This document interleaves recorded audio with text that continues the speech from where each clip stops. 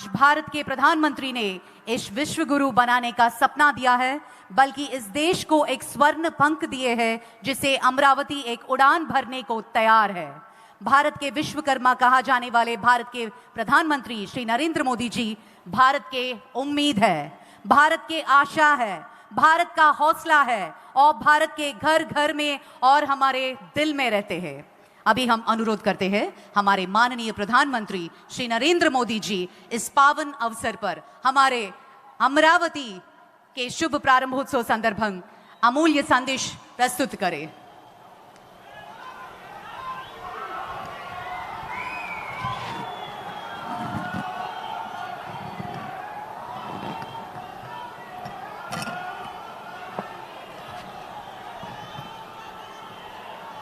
तल्ली दुर्गा भवानी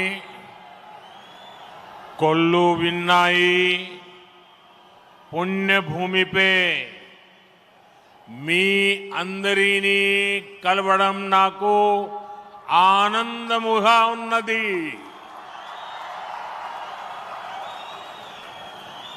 आंध्र प्रदेश के राज्यपाल सैयद अब्दुल नजीर जी, मुख्यमंत्री, मेरे मित्र श्री चंद्रबाबू नायडू जी, केंद्रीय कैबिनेट के मेरे सहयोगी मंत्रीगण, डिप्टी सीएम ऊर्जावान पवन कल्याण जी, राज्य सरकार के मंत्रीगण, सभी सांसद और विधायकगण और आंध्र प्रदेश के मेरे प्यारे भाइयों और बहनों, आंध्र प्रदेश गवर्नर सैयद अब्दुल नजीर गारू, मुख्यमंत्री ना मित्रुलु चंद्रबाबु नायडू गारू, केंद्र मंत्रिवर्गंलो ना सहचर मंत्रुलु, डिप्यूटी मुख्यमंत्री शक्तिवंतुडु पवन कल्याण गारू, राष्ट्र मंत्रुलु, ఎంపీలు, ఎమ్మెల్యేలు మరియు ఆంధ్రప్రదేశ్ రాష్ట్రానికి చెందిన నా ప్రియమైన సోదర సోదరీమణులారా, आज जब मैं इस अमरावती की पुण्य भूमि पर खड़ा हूं तो मुझे केवल एक शहर नहीं दिख रहा, मुझे एक सपना सच होते दिख रहा है। एक नया अमरावती, एक नया आंध्र।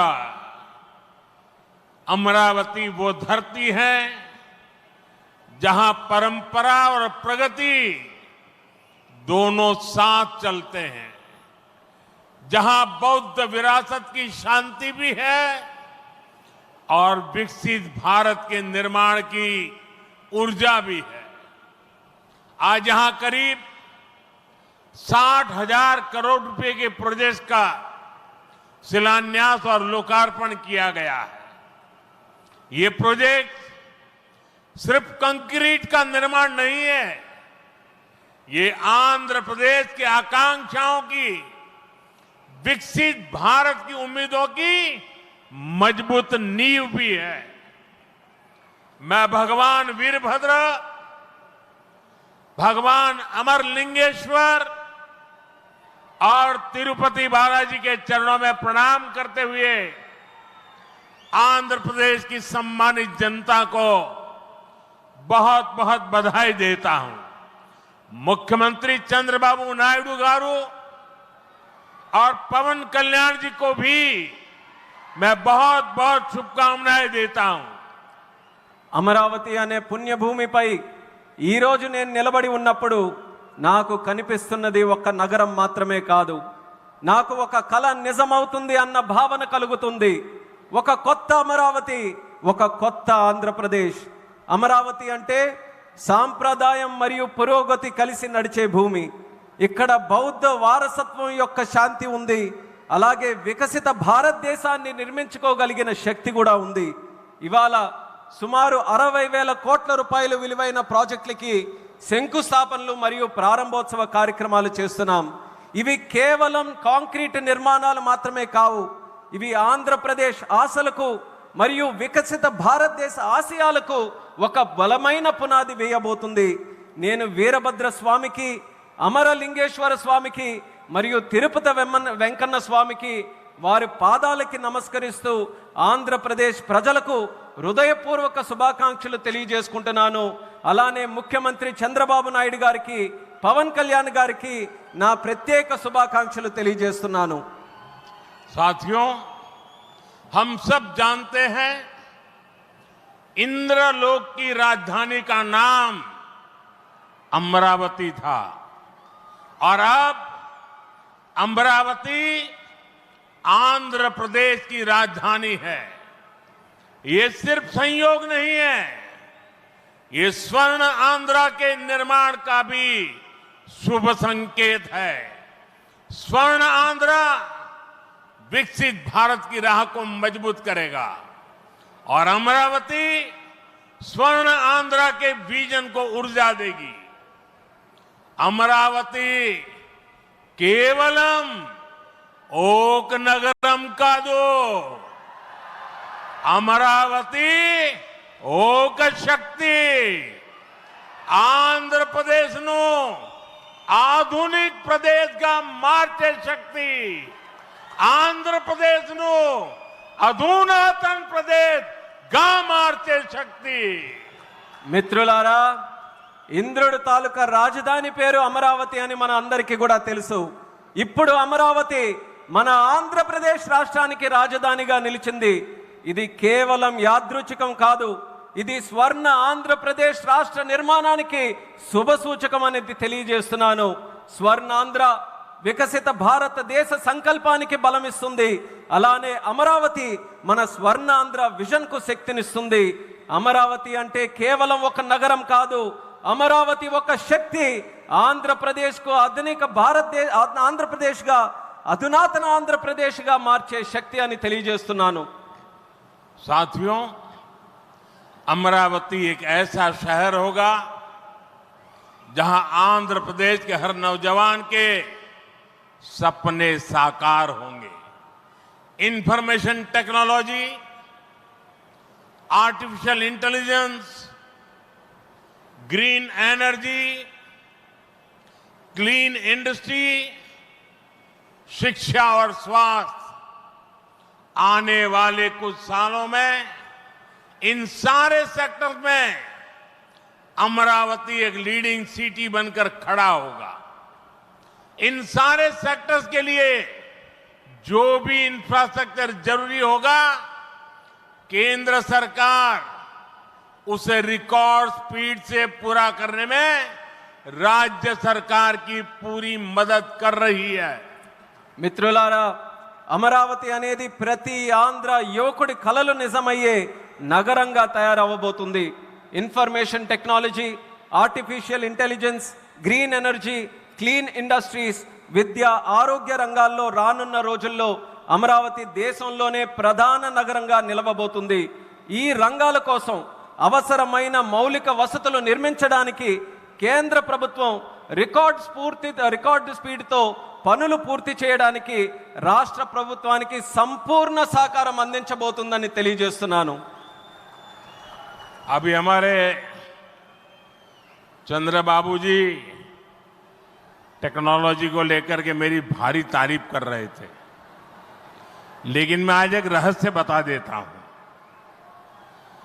जब मैं गुजरात में नया मुख्यमंत्री बना तो मैं बाबू हैदराबाद में बैठ करके किस किस प्रकार के इनिशिएटिव ले रहे हैं उसका बड़ा बारीकी से अध्ययन करता था और मैं उसमें से बहुत कुछ सीखता था और उसे आज मुझे लागू करने का अवसर मिला है. मैं लागू कर रहा हूं. ఇప్పుడు చంద్రబాబు గారు మీరందరి ముందు నాకు టెక్నాలజీ నాతో మొదలైందన్నట్టుగా ప్రశంసిస్తున్నారు. కానీ నేను మీ అందరికీ కూడా ఒక రహస్యం చెప్తాను. నేను సరికొత్తగా ముఖ్యమంత్రి అయినటువంటి రోజుల్లో గుజరాత్లో ఉన్నప్పుడు అప్పుడు చంద్రబాబు నాయుడు గారు ఆంధ్రప్రదేశ్లో హైదరాబాద్లో ఐటీని ఏ రకంగా డెవలప్ చేస్తున్నారో నేను క్లోజ్గా అబ్జర్వ్ చేసి అధికారులను కూడా పెట్టి అబ్జర్వ్ చేయించి ఆ రోజు నేను చాలా దగ్గరగా తెలుసుకున్నటువంటి విషయాలు మళ్ళీ తిరిగి ఈ రోజు ఆంధ్రప్రదేశ్కి వచ్చి మళ్ళీ మీ అందరి ముందు ఈ రోజు నేను చేయగలుగుతున్నానన్నది తెలియజేస్తున్నాను. और मैं अपने अनुभव से कहता हूं, फ्यूचर टेक्नोलॉजी हो, बहुत बड़े स्केल पर काम करना हो और जल्दी से इसे जमीन पर उतारना हो, तो वो काम चंद्रबाबू उत्तम से उत्तम तरीके से कर सकते हैं. అలాగే నా అనుభవంతో చెప్తున్నాను, పెద్ద స్కేల్లో ప్రాజెక్టులు చేయాలన్నా, తొందరగా అవి పూర్తి చేయాలన్నా, మంచి క్వాలిటీతో అవన్నీ కూడా పూర్తి చేయాలన్నా దేశంలో చంద్రబాబు నాయుడు గారి కంటే దాంట్లో మిన్న మరెవ్వరూ కూడా లేరు అనేది ఈ సభాముఖంగా తెలియజేస్తున్నాను. साथियों, 2015 में मुझे प्रजा राजधानी का शिलान्यास करने का अवसर मिला था. बीते सालों में केंद्र सरकार ने हर प्रकार से अमरावती के लिए मदद दी है. यहां बेसिक इंफ्रास्ट्रक्चर के निर्माण के लिए सभी कदम उठाए गए हैं. अब चंद्रबाबू गारू के नेतृत्व में राज्य सरकार बनने के बाद सारे ग्रह जो लगे थे अब हट गए हैं. यहां विकास कार्यों में तेजी आ गई है. हाई कोर्ट, विधानसभा, सेक्रेटेरिएट, राजभवन, ऐसी कई जरूरी बिल्डिंग बनाने के कामों को भी प्राथमिकता दी जा रही है. మిత్రులారా, 2015లో ప్రజల రాజధానిగా అమరావతికి నేను శంకుస్థాపన చేశాను. గత 10 ఏళ్లలో కేంద్ర ప్రభుత్వం అమరావతికి అన్ని రకాలుగా మద్దతుగా నిలిచింది. ఇక్కడ మౌలిక వసతుల నిర్మాణానికి అవసరమైన ప్రతి అడుగు కూడా వేసింది. ఇప్పుడు చంద్రబాబు నాయుడు గారి నాయకత్వంలో ప్రభుత్వం ఏర్పడిన తర్వాత అభివృద్ధి మరింత వేగంతో ముందుకు వెళ్తుంది. ఇక్కడ హైకోర్టు, అసెంబ్లీ, సచివాలయం, రాజ్భవన్ వంటి అవసరమైన నిర్మాణాలకు ప్రస్తుతం ప్రాధాన్యత ఇస్తుంది. साथियों, एनटीआर गारू ने विकसित आंध्र प्रदेश का सपना देखा था. हमें मिलकर अमरावती को, आंध्र प्रदेश को विकसित भारत का ग्रोथ इंजन बनाना है. हमें एनटीआर गारू का सपना पूरा करना है. चंद्रबाबू गारू, ब्रदर पवन कल्याण, इदी मनमू చెయ్యాలి, ఇది మనమే చెయ్యాలి. మిత్రులారా, ఎన్టీఆర్ గారు వికసిత్ ఆంధ్రప్రదేశ్ కోసం కల కన్నారు. మనమందరం కలిసి అమరావతి మరియు ఆంధ్రప్రదేశ్ని వికసిత భారతదేశానికి గ్రోత్ ఇంజన్గా తయారు చేయాలి. మనం ఎన్టీఆర్ గారి కలల్ని నిజం చేయాలి. నారా చంద్రబాబు నాయుడు గారు, అలాగే సోదరులు పవన్ కళ్యాణ్ గారు, ఇది మనం చేయాలి, ఇది మనమే చేయాలి. साथियों, बीते 10 सालों में भारत ने देश में फिजिकल, डिजिटल और सोशल इंफ्रास्ट्रक्चर पर विशेष बल दिया है. भारत आज दुनिया के उन देशों में शामिल है जहां का इंफ्रास्ट्रक्चर तेज गति से आधुनिक हो रहा है. इसका फायदा आंध्र प्रदेश को भी मिल रहा है. आज भी रेल और रोड से जुड़े हजारों करोड़ के प्रोजेक्ट आंध्र प्रदेश को मिले हैं. మిత్రులారా, గత 10 ఏళ్లలో భారతదేశం ఫిజికల్, డిజిటల్ మరియు సోషల్ ఇన్ఫ్రాస్ట్రక్చర్ పై ప్రత్యేక దృష్టి సారించింది. ఇప్పుడు భారత్ ప్రపంచంలో అత్యంత వేగంగా మౌలిక వసతులు అభివృద్ధి చెందుతున్నటువంటి దేశాల్లో ఒకటిగా నిలుచుంది. ఇది ఆంధ్రప్రదేశ్కు కూడా ప్రయోజనంగా మారబోతుంది. ఈ రోజు కూడా రైల్ మరియు రోడ్డు ప్రాజెక్టులలో రాష్ట్రానికి వేల కోట్ల రూపాయలు కేంద్రం తరపున అందించడం జరుగుతుంది. यहां आंध्र प्रदेश में कनेक्टिविटी का नया अध्याय लिखा जा रहा है. इन प्रोजेक्ट से एक जिले से दूसरे जिले की कनेक्टिविटी बढ़ेगी, आसपास के राज्यों से कनेक्टिविटी बेहतर होगी. इससे किसानों के लिए बड़े बाजार तक फसल पहुंचाना आसान होगा. और उद्योगों के लिए भी सुविधा होगी। टूरिज्म सेक्टर को और तीर्थ यात्राओं को बल मिलेगा। जैसे रेनीगुंटा नायडूपेटा हाईवे से तिरुपति बालाजी के दर्शन आसान होंगे।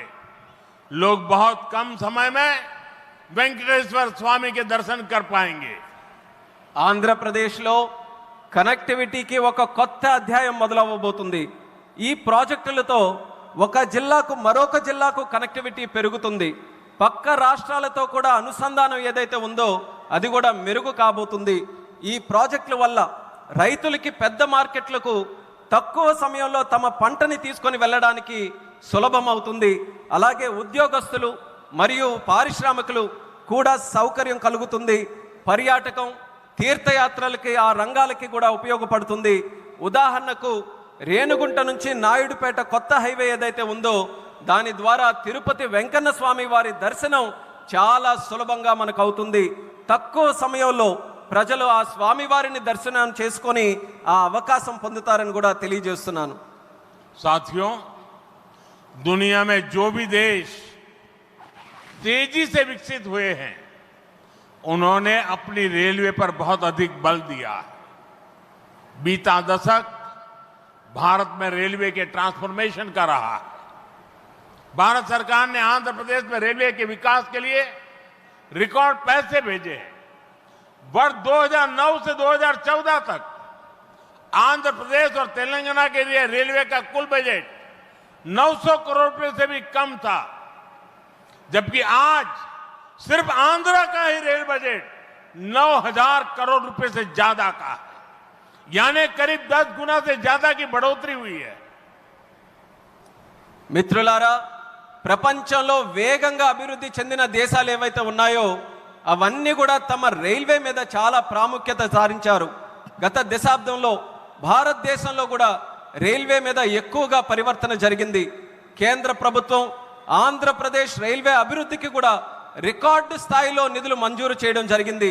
2009 నుంచి 14 వరకు ఆంధ్రప్రదేశ్ మరియు తెలంగాణ కలిసి ఉన్నప్పుడు రాష్ట్రం తాలూకా బడ్జెట్ కేవలం 900 కోట్లు కూడా ఉండేది కాదు.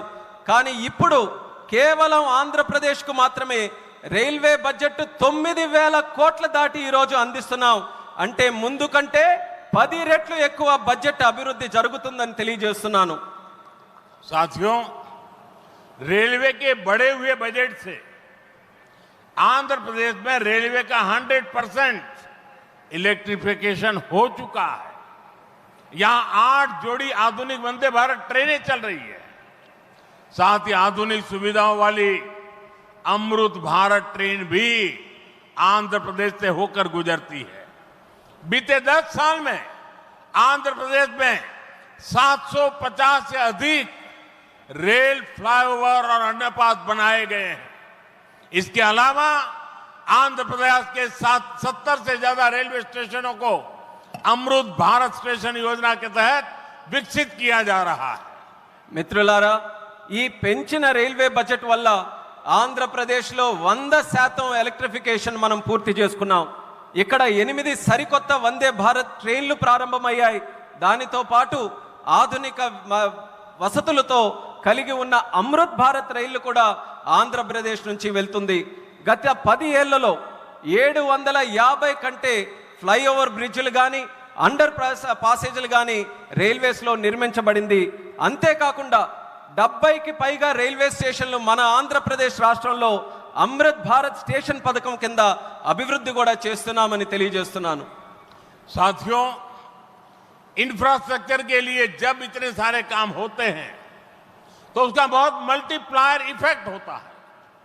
इंफ्रास्ट्रक्चर के निर्माण में जो रॉ मटेरियल लगता है उसे मैन्युफैक्चरिंग इंडस्ट्री को बल मिलता है। सीमेंट का काम हो, स्टील का काम हो, ट्रांसपोर्टेशन का काम हो, ऐसे हर सेक्टर को इससे फायदा होता है।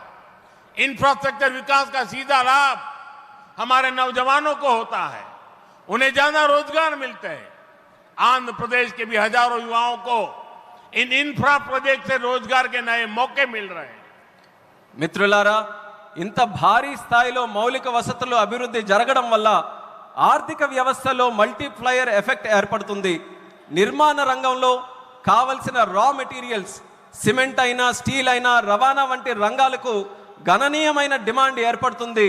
దీనివల్ల తయారీ పరిశ్రమలకు బలం ఏర్పడుతుంది. ఈ పరిశ్రమల ద్వారా మన యువతకు నేరుగా ఉద్యోగ అవకాశాలు పెరుగుతాయి. ఆంధ్రప్రదేశ్లో వేలాది మంది యువకులకు ఈ ప్రాజెక్టుల వల్ల సరికొత్త ఉపాధి అవకాశాలు కూడా లభిస్తాయని తెలియజేస్తున్నాను. साथियों, मैंने लाल किले से कहा था कि विकसित भारत का निर्माण गरीब, किसान, नौजवान और नारी शक्ति इन 4 पिलर्स पर होगा। एनडीए सरकार की नीति के केंद्र में 4 पिलर सबसे अहम है। हम विशेषकर किसानों के हितों को बड़ी प्राथमिकता देते हुए काम कर रहे हैं। किसानों की जेब पर बोझ ना पड़े और इसलिए बीते 10 सालों में केंद्र सरकार ने सस्ती खाद देने के लिए करीब 12 लाख करोड़ रुपए खर्च किए। हजारों नए और आधुनिक बीज भी किसानों को दिए। पीएम फसल बीमा स्कीम के तहत आंध्र प्रदेश के किसानों को अब तक 5,500 करोड़ रुपए का क्लेम मिल चुका है। पीएम किसान सम्मान निधि के तहत भी आंध्रा के लाखों किसानों के खाते में 17,500 करोड़ रुपए से ज्यादा पहुंचे हैं। మిత్రులారా, నేను ఎర్రకోట నుంచి స్పష్టంగా చెప్పాను, వికసిత్ భారత్ నిర్మాణం కావాలంటే పేదవాడు, రైతు, యువకుడు, మహిళా శక్తి ఈ 4 స్తంభాలపై ఆధారపడి ఉంటుంది. ఎన్డీఏ ప్రభుత్వ విధానాల్లో కూడా ఈ 4 స్తంభాలు కేంద్ర బిందువుగా పెట్టుకొని పనిచేస్తున్నాం. రైతు ప్రయోజనాలు అత్యంత ప్రాధాన్యత తీసుకుంటూ మేమందరం కూడా కేంద్రంలో పనిచేస్తున్నాం. రైతు జేబులకి భారం పడకుండా ఆ ఉద్దేశంతో గత 10 ఏళ్లలో ఎరువుల కోసం ఏకంగా 12 లక్షల కోట్ల రూపాయలు ఖర్చు కేంద్ర ప్రభుత్వం చేసింది.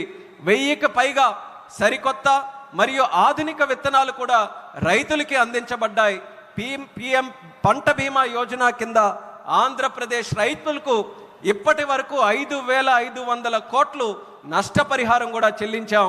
పీఎం కిసాన్ సమ్మాన్ నిధి ద్వారా లక్షలాది మంది ఆంధ్రప్రదేశ్ రైతుల ఖాతాల్లో 17,500 కోట్ల వరకు వాళ్ళందరికీ కూడా నిధులు జమ చేశామన్నది గర్వంగా తెలియజేస్తున్నాను. साथियों, आज पूरे देश में सिंचाई के प्रोजेक्ट्स का जाल बिछाया जा रहा है। रिवर लिंकिंग का काम भी, उसका अभियान भी शुरू किया गया है। हमारा लक्ष्य है कि हर खेत को पानी मिले, किसानों को पानी की दिक्कत ना हो। यहां नई सरकार बनने के बाद पोलवरम प्रोजेक्ट में भी नई गति आई है। आंध्र प्रदेश के लाखों करोड़ों लोगों का इस प्रोजेक्ट से जीवन बदलने वाला है। पोलवरम प्रोजेक्ट तेजी से पूरा हो, इसके लिए केंद्र के एनडीए सरकार से राज्य सरकार को पूरी मदद दी जा रही है. మిత్రులారా, దేశవ్యాప్తంగా ఇరిగేషన్ ప్రాజెక్టులు నిర్మిస్తున్నాం. అలాగే నదుల అనుసంధాన కార్యక్రమం కూడా మేము ప్రారంభించాం. మా లక్ష్యం ప్రతి పొలానికి నీరు అందించాలి, రైతుకి నీటి సమస్య అనేది రాకూడదు. ఇప్పుడు రాష్ట్రంలో ఎన్డీఏ ప్రభుత్వం ఏర్పడిన తర్వాత పోలవరం ప్రాజెక్టు పనుల్లో కూడా వేగం మరింత పుంజుకుంది. ఈ ప్రాజెక్టు ద్వారా లక్షలాది కోట్లాది మంది ప్రజలు, రైతుల తాలూకా జీవితం మారబోతుంది. పోలవరం ప్రాజెక్టు త్వరగా పూర్తవ్వాలని కేంద్ర ఎన్డీఏ ప్రభుత్వం అలాగే రాష్ట్ర ఎన్డీఏ ప్రభుత్వం పూర్తిగా సహకారంతో కలిసిమెలిసి పనిచేస్తాయని తెలియజేస్తున్నాను. साथियों, आंध्र की धरती ने दशकों से भारत को स्पेस पावर बनाने में बहुत बड़ी भूमिका निभाई है. श्रीहरिकोटा से जब जब कोई मिशन लॉन्च होता है तो कोटि कोटि भारतीयों को गर्व से भर देता है. करोड़ों भारतीय नौजवानों को यह क्षेत्र स्पेस के प्रति आकर्षित करता रहा है. अब आज देश को, हमारे डिफेंस सेक्टर को मजबूत करने वाला नया संस्थान भी मिला है. कुछ देर पहले हमने डीआरडीओ की नई मिसाइल टेस्टिंग रेंज की आधारशिला रखी है. नागया लंका में बनने जा रही नवदुर्गा टेस्टिंग रेंज मां दुर्गा की तरह देश की डिफेंस पावर को शक्ति देगी. मैं इसके लिए भी देश के वैज्ञानिकों को, आंध्र प्रदेश के लोगों को बधाई देता हूं। మిత్రులారా, మన ఆంధ్ర భూమి దశాబ్దాలుగా భారతదేశానికి అంతరిక్ష శక్తి అవతరించడంలో ప్రధాన పాత్ర పోషిస్తుంది. శ్రీహరికోట నుంచి లాంచ్ అయ్యే ప్రతి రాకెట్ ప్రయోగం కోట్లాది మంది భారతీయుల్ని గర్వపడేలా చేస్తుంది. అలాగే కోట్లాది మంది భారతదేశ యువకులను ఈ అంతరిక్ష రంగం ఇప్పుడు ఆకర్షిస్తుంది.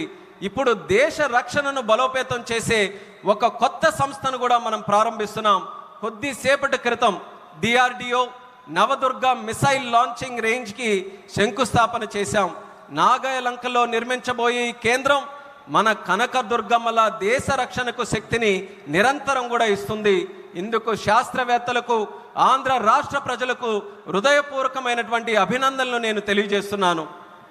साथियों, आज भारत की ताकत सिर्फ हमारे हथियार ही नहीं है, बल्कि हमारी एकता भी है। एकता का यही भाव हमारे एकता मॉल्स में मजबूत होता है। देश के अनेकों शहरों में एकता मॉल्स बनाए जा रहे हैं। मुझे खुशी है कि अब विशाखापट्टनम में भी एकता मॉल बनेगा। इस एकता मॉल में देश भर के कारीगरों, हस्तशिल्पियों के बड़े प्रोडक्ट एक ही छत के नीचे मिलेंगे। ये भारत की डायवर्सिटी से सबको जोड़ेगा। एकता मॉल से लोकल इकोनॉमी को भी गति मिलेगी और एक भारत श्रेष्ठ भारत की भावना की भी और अधिक मजबूत होगी। మిత్రులారా, ఈరోజు భారత్ యొక్క శక్తి కేవలం ఆయుధాల్లోనే లేదు, మన ఐక్యతలో కూడా ఉంటుంది. ఈ ఐక్యత భావమే మన ఏక్తా మాల్స్కు మరింత బలోపేతం చేస్తుంది. దేశంలో అనేక నగరాల్లో ఈ మాల్స్ని మనం నిర్మించబోతున్నాం. ఇప్పుడు విశాఖపట్నంలో కూడా ఒక ఏక్తా మాల్ నిర్మించడం కోసం మనం ఈరోజు శంకుస్థాపన చేశాం. దానికి నాకెంతో ఆనందంగా ఉంది.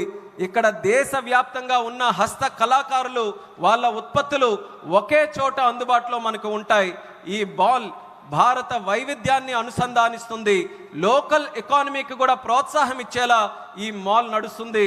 అలాగే ఏక్ భారత్ శ్రేష్ఠ భారత్ అనే భావనను మరింత బలోపేతం చేస్తుందని తెలియజేస్తున్నాను. साथियों, अभी हमने चंद्रबाबू जी को सुना. उन्होंने 21 जून अंतर्राष्ट्रीय योगा दिवस की चर्चा की. मैं चंद्रबाबू का, आंध्र की सरकार का और आंध्र के लोगों का आभारी हूं कि आपने अंतर्राष्ट्रीय योग दिवस के लिए देश का प्रमुख कार्यक्रम आंध्र में करने के लिए निमंत्रण दिया. मैं इसके लिए आपका आभार व्यक्त करता हूं और जैसा आपने कहा है, मैं स्वयं भी 21 जून को आंध्र के लोगों के साथ योग करूंगा और दुनिया का एक कार्यक्रम यहां पर होगा. इस कार्यक्रम का महत्व इसलिए भी है कि अंतर्राष्ट्रीय योग दिवस का 10 साल की यात्रा का ये 10वीं साल का महत्वपूर्ण पड़ाव है. पूरे विश्व में योग के प्रति एक आकर्षण है. इस बार पूरी दुनिया 21 जून को आंध्र की तरफ देखेगी और मैं चाहूंगा कि आने वाले 50 दिन पूरे आंध्र में योग को लेकर के एक जबरदस्त वातावरण बने, स्पर्धाएं हो और वर्ल्ड रिकॉर्ड करने का काम आंध्र प्रदेश करके पूरी दुनिया को चकित कर दे. और मैं मानता हूं चंद्रबाबू जी के नेतृत्व में ये होके रहेगा. మిత్రులారా, ఇప్పుడే మనం చంద్రబాబు నాయుడు గారిని విన్నాం. అంతర్రాష్ట్రీయ యోగా దినం జూన్ 21న మనం చేసుకోబోతున్నాం. దానికి చంద్రబాబు నాయుడు గారికి, ఏపీ గవర్నమెంట్కి, అలాగే రాష్ట్ర ప్రజలకి అందరికీ కూడా నేను ధన్యవాదాలు తెలియజేసుకుంటున్నాను నన్ను ఆ రోజు ఇక్కడ ఆహ్వానించినందుకు. ఆ రోజు తాలూకా ప్రత్యేకత ఏంటంటే, మనం జూన్ 21 యోగా దినం, ప్రపంచ యోగా దినం ప్రకటించి 10 సంవత్సరాలు కాబోతుంది. ఆ రోజు కేవలం ఆంధ్రాలో యోగా ప్రచారం చేయడమే కాదు, ప్రపంచం మొత్తం ఉన్నటువంటి ప్రజలందరూ కూడా ఆంధ్రప్రదేశ్ రాష్ట్రం వైపు చూసేలా మనం అందరం కూడా చేయాలి. అది చేయాలనంటే ఈ ఉన్నటువంటి 50 రోజులు ఏదైతే ఉందో ప్రతి ఊరిలో, ప్రతి గ్రామంలో, ప్రతి వీధిలో కూడా, ప్రతి ఇంటిలో కూడా యోగాని మరింత ప్రాముఖ్యత తీసుకొని వచ్చే విధంగా కార్యక్రమాలు చేస్తూ వరల్డ్ రికార్డు సాధించే విధంగా ఈ 50 రోజులు కూడా మనం అందరం వినియోగించుకోవాలి. నాకు నమ్మకం ఉంది, చంద్రబాబు నాయుడు గారి తాలూకా నాయకత్వంలో అది ఖచ్చితంగా మనం సాధించగలగాం. అది మీరందరి తాలూకా సమక్షంలో విశాఖపట్నంలో ఏర్పాటు చేయబోయే యోగా కార్యక్రమంలో మీ అందరి ఆహ్వానం మేరకు నేను ఖచ్చితంగా వస్తాను. ఆ రోజు మనం అందరం కూడా కలిసి యోగా చేద్దాం. ఆ రోజు ప్రపంచం తాలూకా దృష్టి యోగా వైపు, అలాగే భారతదేశం వైపు కూడా మళ్ళిద్దామని ఈ సభాముఖంగా తెలియజేసుకుంటున్నాను. साथियों, आंध्र प्रदेश में ना तो सपने देखने वालों की कमी है और न ही सपनों को साकार करने वाले कम है। मैं विश्वास के साथ कह सकता हूं, आज आंध्र प्रदेश सही राह पर चल रहा है। आंध्र ने सही स्पीड पकड़ ली है। अब ग्रोथ की स्पीड को हमें लगातार तेज करते रहना है। और मैं कह सकता हूं, जैसा बाबू ने 3 साल में अमरावती के निर्माण का जो सपना देखा है,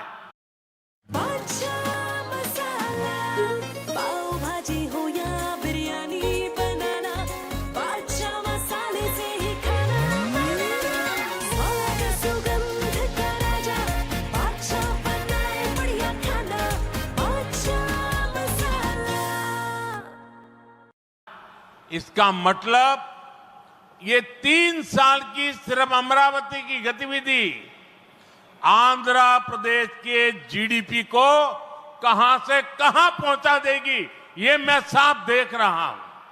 मैं आंध्र प्रदेश की जनता को, यहां जो मेरे सहयोगी बैठे हैं, सभी को फिर आश्वस्त करता हूं, आंध्र प्रदेश की प्रगति के लिए आप मुझे हमेशा अपने साथ कंधे से कंधा मिलाकर चलते हुए देखेंगे। एक बार फिर आप सभी को बहुत बहुत शुभकामनाएं।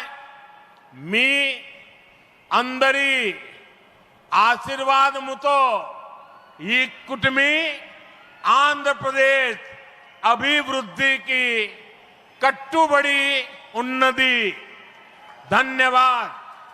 మిత్రులారా, ఆంధ్రప్రదేశ్లో కలలు కనే వాళ్ళ సంఖ్య తక్కువేమీ కాదు. అలానే ఆ కలలను నిజం చేసే వాళ్ళకి కూడా తక్కువేమీ కాదు. నేను నమ్మకంతో చెప్తున్నాను, ఇవాళ ఆంధ్రప్రదేశ్ ఒక సరైన మార్గంలో నడుస్తుంది.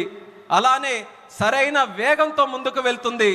ఈ అభివృద్ధి వేగాన్ని మనం అందరం కొనసాగించాలి, అలానే పెంచుతూ ఉండాలి. ఇప్పుడే చంద్రబాబు నాయుడు గారు మాట్లాడుతూ చెప్పారు, 3 సంవత్సరాల్లో అమరావతి తాలూకా పనుల్ని పూర్తి చేస్తామని. నేను ఊహిస్తున్నాను, 3 సంవత్సరాల్లో అమరావతి పూర్తయిన తర్వాత ఆంధ్రప్రదేశ్ రాష్ట్రం తాలూకా జీడిపి ఏ స్థాయికి వెళ్తుందో ఒక్కసారి నేను ఊహించగలను. అది ఆంధ్రప్రదేశ్ రాష్ట్రం తాలూకా చరిత్రను మార్చబోతుందని తెలియజేస్తున్నాను.